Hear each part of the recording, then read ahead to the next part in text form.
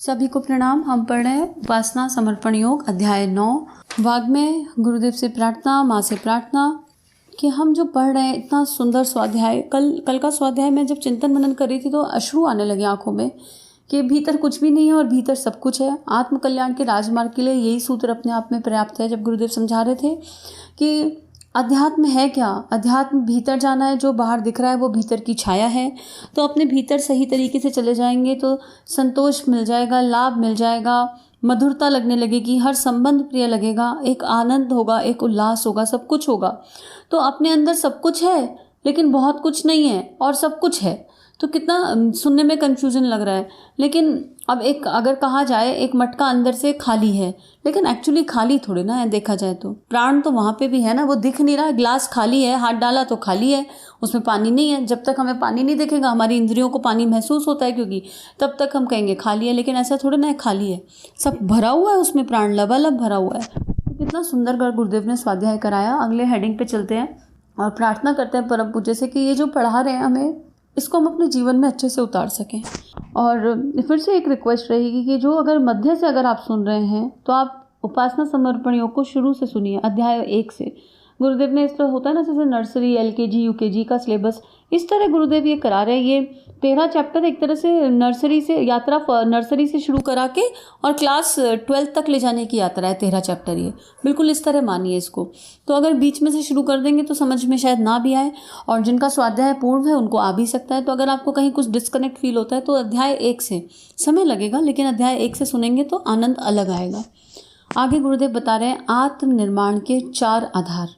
और ये 4 आधार क्या है, एक बार हेडिंग पढ़ लेते हैं। पहला है शरीर को नहीं आत्मा को प्रमुखता दें, चाहे तो नोट कर लीजिए चारों। दूसरा है रूढ़ी को नहीं विवेक को अपनाएं। तीसरा है सरलता, सादगी और संतोष। चौथा है दया, प्रेम और करुणा। अब गुरुदेव ये चारों पॉइंट हमें डिटेल में समझाएंगे। तो हमने चारों हेडिंग नोट कर ली जिससे हमारा लिंक ना टूटे। अब हम आगे पढ़ते हैं। गुरुदेव लिख रहे हैं, दृष्टिकोण के हेरफेर के आधार पर ही जीवन की अन्य सब प्रक्रियाएं बदलती हैं। इसलिए हमें अपनी आधार नीति में आवश्यक परिवर्तन करने के लिए तैयार होना चाहिए। प्रारंभिक बात यह है कि हमारा समय, श्रम, धन और मस्तिष्क जितना शारीरिक उद्देश्यों की पूर्ति में, भौतिक आवश्यकताओं की पूर्ति में लगता है, उतना ही आत्मिक उद्देश्यों की पूर्ति में लगाने के लिए तत्पर होना चाहिए। उतना ना बन पड़े तो उससे आधा तो लगाना ही चाहिए। इस पैराग्राफ में गुरुदेव एक चिंतन दे रहे हैं करने के लिए कि हम अपने 24 घंटे को एनालाइज कर लें और एनालाइज करके आइडेंटिफाई करें कि 24 घंटे में से कितना समय हम इस शरीर को देते हैं। अब अपने एक एक काम का डिसेक्शन करके देख लीजिए और आइडेंटिफाई कीजिए खुद के कौन सा ऐसा काम है जो शरीर भाव के लिए नहीं कर रहे, क्या कितना काम हम आत्म भाव के लिए कर रहे हैं जीवन में। ये गुरुदेव हमें प्रश्न दे रहे हैं। अब पहला जो आधार है आत्मनिर्माण का, शरीर को नहीं आत्मा को प्रमुखता। और आत्मा क्या है, इसके पहले गुरुदेव हमें आत्मा के बारे में सब कुछ समझा चुके।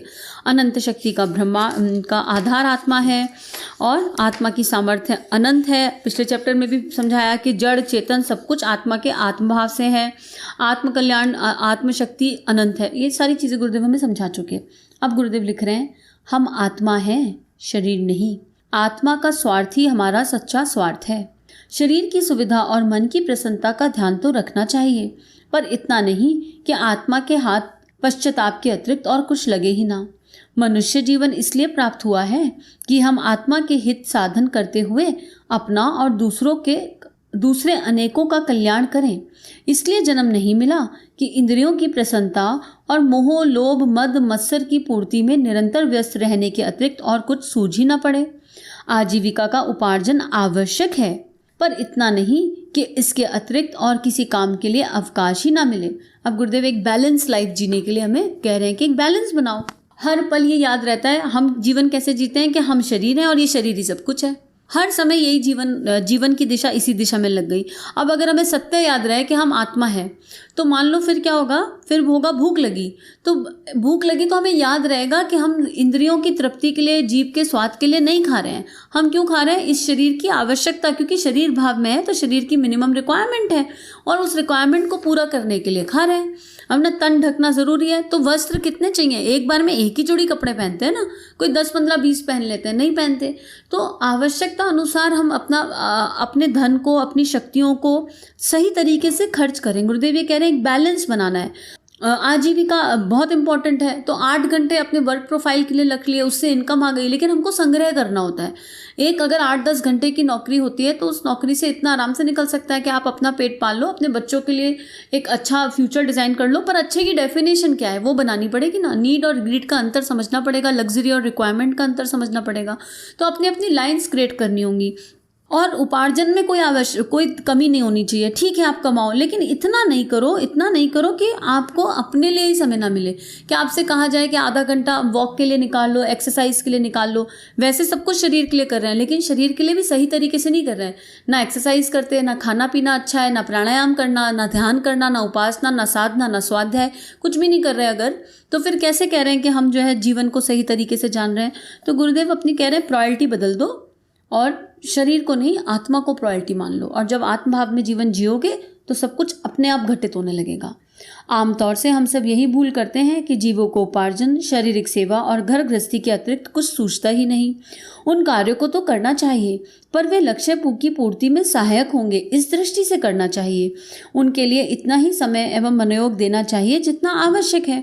स्वार्थ के अतिरिक्त कुछ परमार्थ की बात भी सोचनी चाहिए और उसके लिए श्रम, समय एवं मनोयोग का अंश नियमित रूप से लगाते ही रहना चाहिए। जिस प्रकार अपने शरीर, परिवार, संपत्ति एवं मान बढ़ाई के लिए का ध्यान रखकर अपने कार्य किए जाते हैं, अनेक प्रयत्न होते हैं और अनेक योजनाएं बनाई जाती हैं, उसी प्रकार आत्म कल्याण के लिए उपयुक्त तथ्यों पर भी ध्यान दिया जाना आवश्यक है। स्वार्थ का ही नहीं वरन परमार्थ का भी ध्यान रखा जाए। अब गुरुदेव बहुत प्यार भरी भाषा में ये समझाने की कोशिश कर रहे हैं कि हम क्यों आए थे इस पृथ्वी पर। केवल पैदा होके खाया पिया, ऐश करा, सो गए, बच्चे पैदा किए, ये गुरुदेव कितनी बार समझा चुके हैं। तो केवल इसीलिए आए थे क्या? ये प्रयोजन नहीं था। प्रयोजन था अपने आप को आत्म स्वरूप में जानना और फिर अपने हर रोल को बेस्टेस्ट प्ले करना। और यकीन मानिए जब हम आत्म स्वरूप में जीने का अभ्यास करते हैं तो आत्मा में इतना आनंद छा जाता है कि मान अपमान, यश, प्रसन्नता, गाथा, इन सब मतलब ये जो शारीरिक मोह माया है ना, इन सब से अपने आप ऊपर उठ जाते हैं।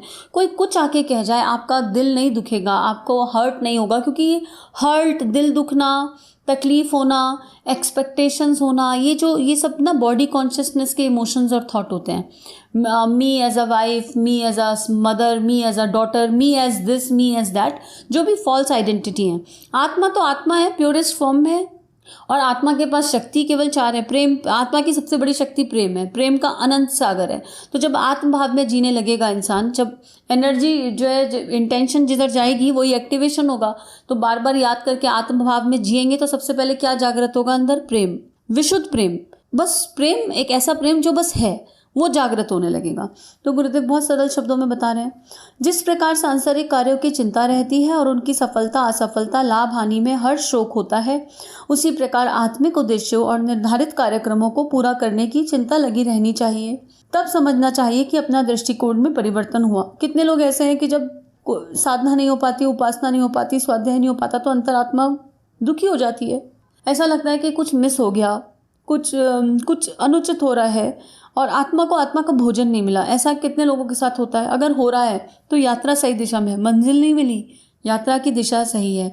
कितने लोग ऐसे हैं जो गलत अनुचित कर्म हो जाता है, छोटा या बड़ा, तो अंदर गिल्ट की फीलिंग आ जाती है। वो गिल्ट इतना होना चाहिए कि आत्मा की शक्ति बन सके, इतना नहीं कि डिप्रेशन में ले जाए, लेकिन अंदर एक अजीब सी गिल्ट हो जाती है, कचोटने लगता है मन की, क्या हुआ, क्यों किया ऐसा, कैसे हो गया ऐसा। और हमें आगे से बहुत अवेयर रहना है, सतर्क रहना है। केवल मानसिक दृष्टि से अगर कुछ आ जाए तो ये गुरुदेव कह रहे हैं कि परिवर्तन जानने के लिए ये पैरामीटर दे दिए गुरुदेव ने। संसार की चिंता भी तो रहती है ना। बच्चे ने पढ़ाई नहीं करी तो चिंता हो गई, अरे पढ़ता नहीं। और अभी तो बच्चा बहुत छोटा है, भविष्य का कुछ आता पता नहीं है, एक पल का तो पता नहीं, लेकिन फिर भी चिंता लगी है। तो जब आत्मा की यात्रा की चिंता होने लगे ना, तब समझना चाहिए कि दृष्टिकोण में थोड़ा बहुत परिवर्तन हो रहा है। और ये थोड़ा बहुत परिवर्तन कब आत्मीयता का विस्तार होकर बड़ा हो जाएगा हमें पता भी नहीं चलेगा। आगे लिख रहे हैं, यही आधारभूत परिवर्तन है। इसके संपन्न हो जाने पर उत्कृष्ट जीवन पालन के लिए जितने भी कार्यक्रम बनाए जाते हैं, जितने भी संकल्प लिए जाते हैं, वे सब पूरे होने लगते हैं।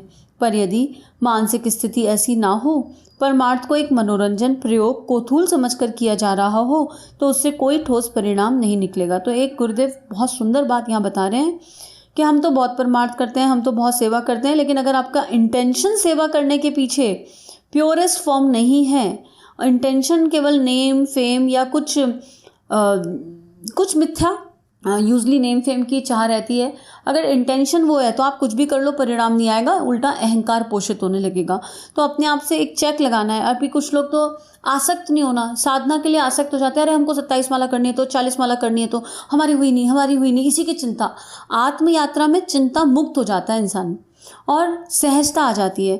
अब जो लोग कहते हैं ना हमको आधा घंटा प्राणायाम करने का समय नहीं लगता, गारंटी है इस बात की, आप तरीके से सही विधान से सही तरीके से आधा घंटा रोज प्राणायाम कर लो, आपकी प्रोडक्टिविटी बढ़ जाएगी। आप कह रहे हो समय नहीं मिलता, आपकी नींद में 2 घंटे ना कम हो जाए तो बात रहे, 40 दिन में अंतर दिखने लगता है। यहीं से एक्सपेरिमेंट करके देख लो। लेकिन हम प्राणायाम कर किस तरह से रहे हैं, एक अच्छी सी धारणा, एक विजुअलाइजेशन, एक इमेजिनेशन, उस परमात्मा के साथ 5 मिनट बैठकर केवल रोबोटिक रूप से नहीं करना है, ढंग से करना है, तरीके से करना है, तब आपको पता चलेगा कि उस प्राणायाम का क्या लाभ होता है और वो कैसे हमारी प्रोडक्टिविटी को बढ़ाता है। आगे लिख रहे हैं, आवेश में उत्पन्न हुआ जोश खरोश कुछ ही दिनों में पानी के बुलबुले की तरह बैठ जाता है। अब ये स्वाध्याय सुन लिया तो अंदर जोश आ गया, ओ हम तो आज से ही करेंगे कुछ, और जोश में प्लानिंग ऐसी कर ली कि भैया समय ही नहीं था, 2 घंटे का प्लान करके बैठ गए, हम 2 घंटे की साधना करेंगे, प्लान करेंगे। और स्कूल से, ऑफिस से, घर के कामों से मिलता ही 1 घंटे का अवकाश था, सब कुछ करके घर में है सेवा, तो वो जोश में निर्णय गलत ले लिया ना।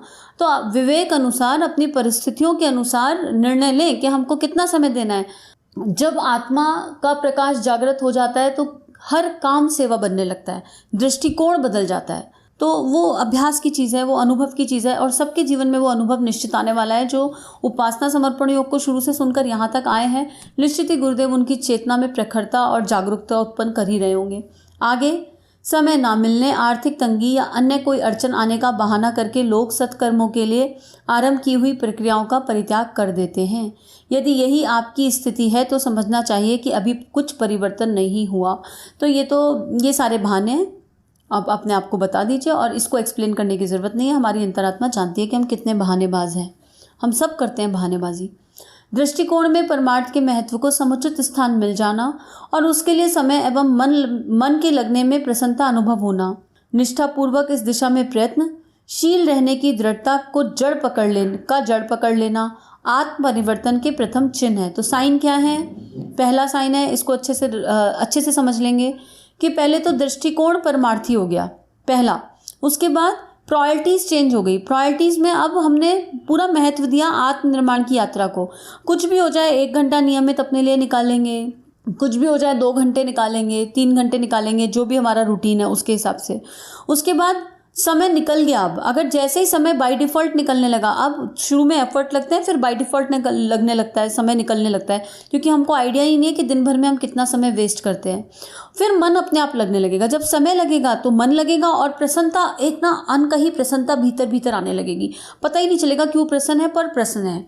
और निष्ठा जागृत हो जाएगी, मतलब संकल्प शक्ति बढ़ जाएगी। बिना संकल्प लिए ऑटोमेटिकली संकल्प पूर्ण होने लगेंगे कि अब साधना तो करनी है, तो इट्स लाइक जैसे खाना तो खाना ही है, ऐसे ऑटो पायलट मोड पे चले जाएंगे कि ऑटोमेटिक। कर्मकांड की बात यहाँ नहीं की जा रही है, अगेन उपासना, साधना और आराधना की बात की जा रही है, जिसको बहुत बार समझा चुके हैं, ठीक है। और दृढ़ता भीतर जड़ पकड़ लेगी, संस्कार बन जाएगा, और ये सब होने लग रहा है तो समझ लीजिए आत्म परिवर्तन होने लगा।